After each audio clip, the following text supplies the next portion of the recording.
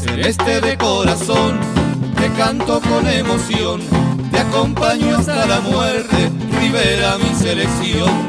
Celeste de corazón, te canto con emoción, te acompaño hasta la muerte, Rivera mi selección. Las gargantas se agigantan con ese grito de gol y revive nuestro sueño de verte otra vez campeón. Hola, ¿qué tal? ¿Cómo te va? La verdad es un placer, es un lujo y también un honor compartir este tiempo contigo. Y para empezar, pero así a modo de la previa de la picada, antes de que empieces a almorzar, quiero darte una noticia que a lo mejor lo sabés, y si lo sabés vale la pena repetirlo y oírlo muchas veces. Y si no sabés, es precioso que te enteres por medio de nosotros. ¿Sabés qué? Uruguay, y esto llenó mi pecho de orgullo, porque vivo acá y me considero parte de todo esto. Uruguay es el segundo país de América con menos índice de corrupción. ¿Qué me contás? Qué grande, ¿no? El segundo viene Canadá y después Uruguay, con el mismo porcentaje, pero pusieron a Canadá, a lo mejor por una cuestión de orden alfabético, no sé. Pero Canadá y Uruguay tienen el mismo índice de la lucha contra la corrupción. Y eso que para algunos Uruguay es el hermano menor. Pero bueno, vamos a lo nuestro, vamos a el deporte. Pero esta vez, en este programa, el deporte está visto desde dos ángulos completamente distintos. Hoy no pateamos ninguna pelota, hoy no nos tiramos al piso para nada. Hoy vamos a aprender dos aristas distintas del deporte y arrancamos con el deporte y la arquitectura. Desde allá, desde la historia, desde el Coliseo Romano hasta las nuevas formas de iluminación en los estadios. La arquitectura deportiva y la arquitectura cultural tienen un vago paralelismo en la importancia que nosotros le damos, la importancia que la gente que la va a usar le puede dar. Y yo te decía que, por ejemplo, la arquitectura cultural es más antigua, si se quiere, que la arquitectura deportiva, ¿no? Encontramos teatros inmensos para docenas de miles de ciudadanos en las antiguas colonias griegas, por ejemplo, ¿no? En Éfeso encontramos teatros de más de 20.000 personas en una ciudad que estadio no hay. Entonces eso nos da una idea. Pero luego los propios griegos, crearon las primeras Olimpiadas, que ya tenían ese significado que hoy intentamos mantener, ¿no? Esa cuestión del encuentro de los pueblos y en algunos casos, más como hoy, encuentro de pueblos de diferentes culturas, costumbres, tradiciones y legislaciones. Creo que eso es muy interesante y de esa época tenemos una herencia muy rica, como lo es la civilización del Imperio Romano, que dejó algunas construcciones que casi todos conocen. El Coliseo de Roma fue un lugar donde se practicaban deportes extraños, ¿no? Como esas luchas, luchas que se hacían a muerte y que, lamentablemente eran las que más les gustaba a ese pueblo y lamentablemente también porque en esa época los gobernantes, al igual que ahora, tratan de hacer lo que el pueblo desea. Entonces alguien como Calígula, que fue uno de los emperadores más amados por su pueblo, más allá de esa visión que tengamos hoy de él, que es horrible, fue muy amado por su pueblo porque él inventó el pan y circo. Y esa frase hecha que se transformó en una metáfora que hasta el día de hoy muchos cuando quieren hablar mal de un gobierno dicen, sí, les da pan y circo. Pero no era una metáfora, no era virtual. Había inmensas fábricas de pan para darle pan al pueblo y después cuando los luchadores romanos, que no recuerdo el nombre ahora, Los gladiadores llegaban a un punto X de su lucha. El emperador, si estaba allí, ¿qué hacía? Le preguntaba a la gente que estaba mirando si merece morir o merece vivir, y el pueblo lo mandaba a matar porque era más divertido, y ya está. Y eso fue lo que nos quedó. Claro, también podemos decir que los griegos desarrollaron algunos estadios que hoy nos quedan, sus ruinas, estadios donde se practicaba el atletismo, que es un tipo de deporte mucho más, digamos, noble, si queremos, y que hasta el día de hoy en las Olimpiadas se practican los mismos deportes de atletismo que... La jabalina, la bala, claro, el disco, la maratón, y que son cosas que tienen que ver con la superación personal. Eso me parece es algo a rescatar. La posibilidad de la superación personal por parte de quien lo practica. Entonces, de alguna manera, juntar un montón de gente para ver cómo algunos tratan de ser mejores solos o en equipo, sigue teniendo valor, y eso lo determina la gente que va al estadio, ¿no?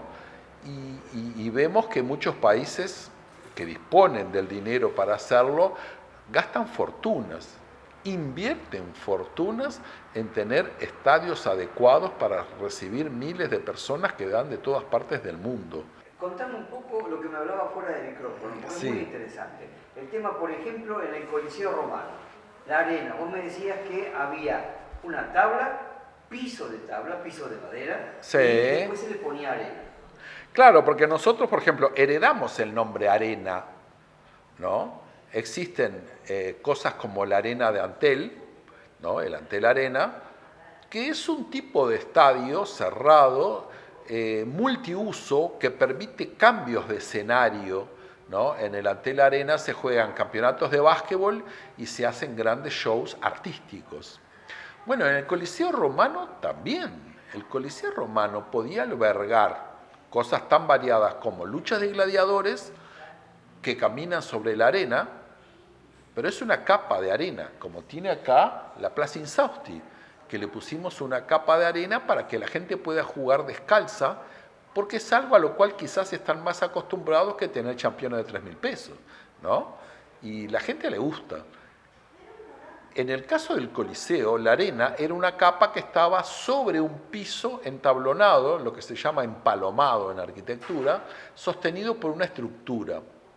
Y abajo estaban las áreas de servicio, los camarines, los lugares, los vestuarios, pero también se podía sacar la arena y las tablas y ponerle agua y hacer espectáculos acuáticos.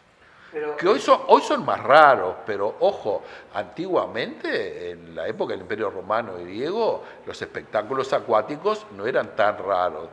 La famosa Vila Adriana, que era la casa del emperador Adriano, tiene un teatro acuático que está en el centro de toda la construcción. Es decir, pero pensemos hoy, siglo XXI, que los tipos tenían que traer el agua y no salir por la canilla, ¿no? Sí. Tenían que traer y no era con balde. No era con balde, pero recordemos que los romanos fueron grandes ingenieros. Eran mejores ingenieros que arquitectos, así para dejarlo claro. Ajá. Pero sí, traían el agua. En algunos casos, los acueductos romanos recorren más de cientos de kilómetros. Correcto. Estamos hablando de algo, no tiene el largo del puente Paso Castro, no, tiene el largo de varios kilómetros de viaducto elevado, ¿no? Si tenemos que compararlo con algo, es un viaducto elevado, pero eran de piedra. Entonces, esa dimensión es muy importante, pero era para satisfacer a ese pueblo que llenaba un estadio. De la misma manera, pero al revés, algunos teatros griegos que cabían 30.000 personas, la gente tenía que recorrer kilómetros con una antorcha o no, para ir a ver una pieza de teatro, una tragedia griega. Yo vi el de Epidauros, por ejemplo, que tiene una acústica perfecta, te parás en el medio del escenario, hablas y te escucha el último de la última gradería. Busquen para ver el teatro de Epidauro, vean una vista aérea y se van a dar cuenta que está en el medio del campo, es rural total. Pero ¿y quién lo llenaba? ¿Lo llenaba la gente que iba caminando? a ver estrenos de tragedia, o sea, llamale H, video no había. Quiere decir que la gente caminaba mucho para satisfacerse en su sensibilidad por lo que podía transmitir una tragedia griega. Son valoraciones diferentes, ¿no? Y creo que por ahí nos habla mucho de esos pueblos. Ortopedia Fénix. Tu ortopedia amiga.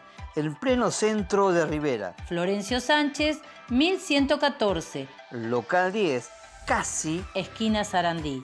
Venta y alquiler de artículos médicos y ortopédicos. Atendida por Januario. Convenios con BPS AC y CJPB. Acordate. En Ortopedia Fénix tenemos todo lo que vos necesitas. Edi Repuestos en Fernández Crespo 570. Representantes de batería Ruta y Moura para todo el país desde el norte. Lo tenemos todo pronta entrega y si nos llega a faltar algo, te lo conseguimos en 24 horas con servicio teleentregas. Llama al número 1 en repuestos 4622 7161 o por el WhatsApp 098 696 564. Edi Repuestos en horario de oficina. Acordate, el número 1 en Repuestos en Rivera. Bueno, ya estamos acá y vamos a encarar el deporte con otra arista, con otro punto de vista, con un punto de vista que tampoco tiene que ver con patear la pelotita o pegarle a la pelotita. Vamos a ver el arte y el deporte. El arte de hacer deporte o, mejor dicho, realmente los artistas, ¿cómo veían el deporte? Para eso vamos a entrevistarnos con el doctor Lagos. Usted me preguntaba si algún artista, en el sentido global, bueno, yo estoy dentro de las artes visuales, sí, todo lo que puedo. Tenía, vamos a decir, conjugaba en su vida del arte, el arte del deporte y el arte que practicara. Me dio por contestar, casi espontáneamente, que hay un caso de alguien en la historia del arte que es Picasso, que no era torero. Sin embargo, toda su obra, incluso su actividad como ser humano pública, está vinculada a la tauromaquia, como al juego del toro y el hombre desafiándose mutuamente. Esa seducción, ese movimiento. Quiere decir que evidentemente una persona que podemos poner como un ejemplo, conocido por todos, en que el deporte, considerando la tauromaquia como tal, cosa que se ha discutido infinitamente, y lo sabemos,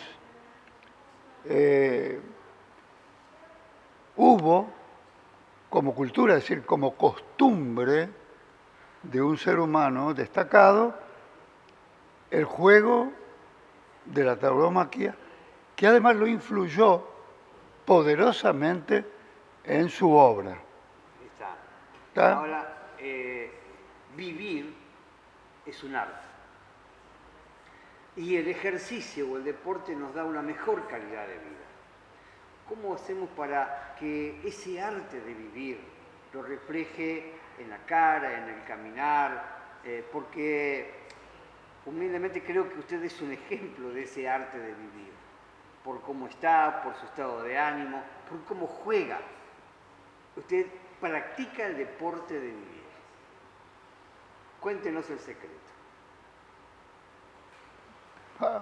Me apretó, la pregunta realmente, en general no pienso en mí, ¿verdad?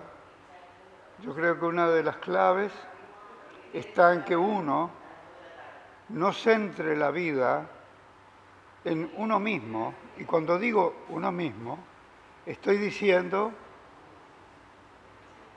cierto narcisismo de mirarse y aplaudirse y admirarse, que es inevitable, porque nos construimos en gran parte a nosotros mismos en un medio comunitario, que la familia no termine en los límites de la familia biológica, sino que se extienda a la comunidad.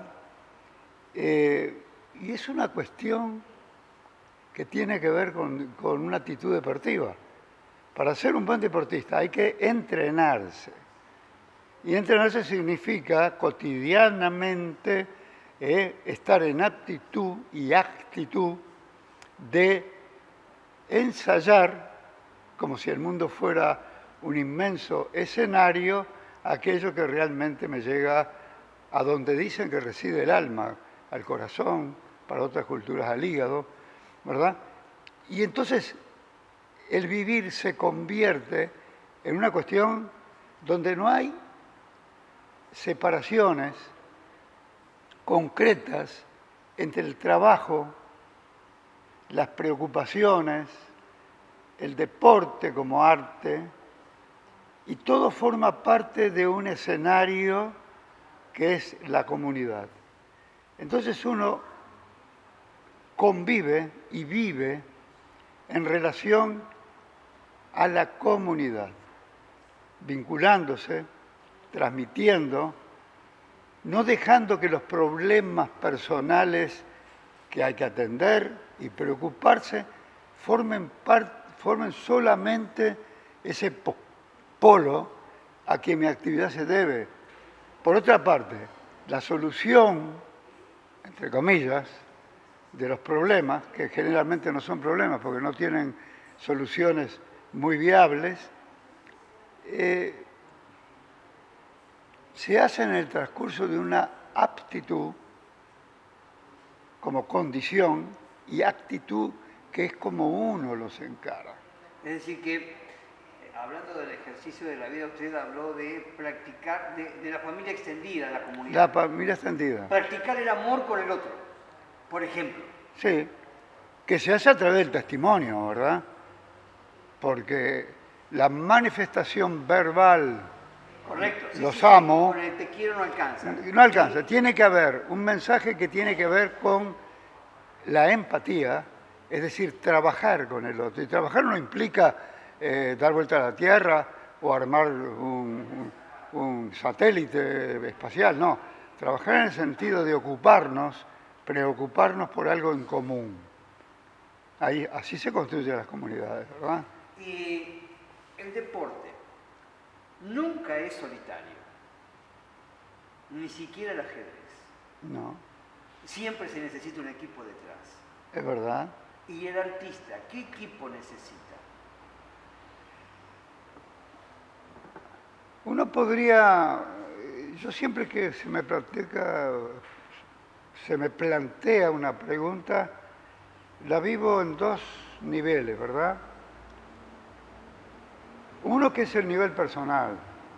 ¿Qué hace usted para que la comunidad considere que soy artista, verdad?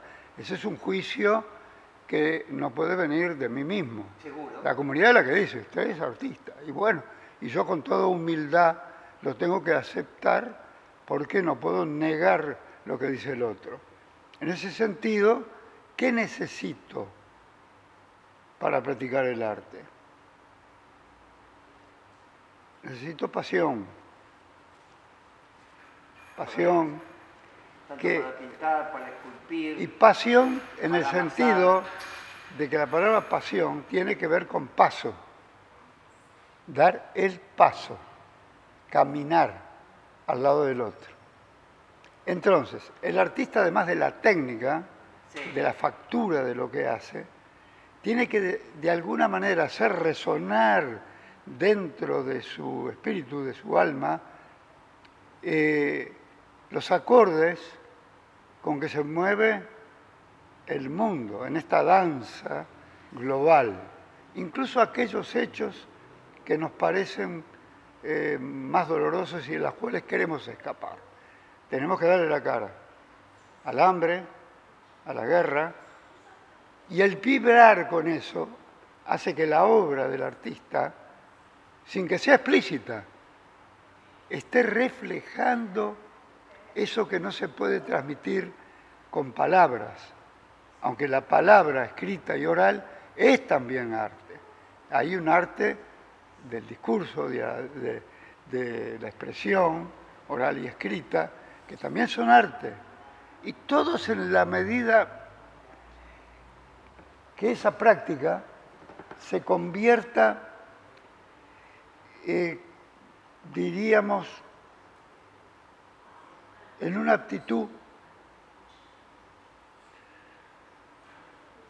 que propenda a que el otro dialogue conmigo, leyéndome, mirando, y yo también interpretando al otro. Yo siempre digo, la obra de arte, tanto la del fútbol, en particular, que tanto le interesa, depende de tres. La obra misma, en el caso de las artes visuales, quién la hace y quién la aprecia. Ha sido un gusto hasta acá y quedaron pendientes varias partes de estas dos entrevistas que te la iremos pasando en los próximos programas. Y no te pierdas lo que viene, porque realmente en este tiempo del año hemos encontrado personajes que nos gustaron, que nos deleitaron y que de verdad ponen pasión en lo que hacen. Pero bueno, esas son sorpresas para la semana entrante. Desde acá, nada más que deja que Dios bendiga tu vida y realmente empezá a vivir el día de hoy, porque mañana tiene su propio afán. Hoy viví, hoy y disfrutalo. Vos, tu familia, tus hijos, tus nietos. Para eso vamos a hablar. Batuque, balanço, swing, praia e carnaval. Hoje no pé do morro tem ensaio geral. Eu quero ver gol, eu quero ver gol. Não precisa ser de placa, eu quero ver gol. 2 dias sem dormir, chega domingo de manhã, fica difícil passar. Sem um banho de mar, tem a distância, a lotação. Tumulto então, tô no favelinha, peguei fora da linha.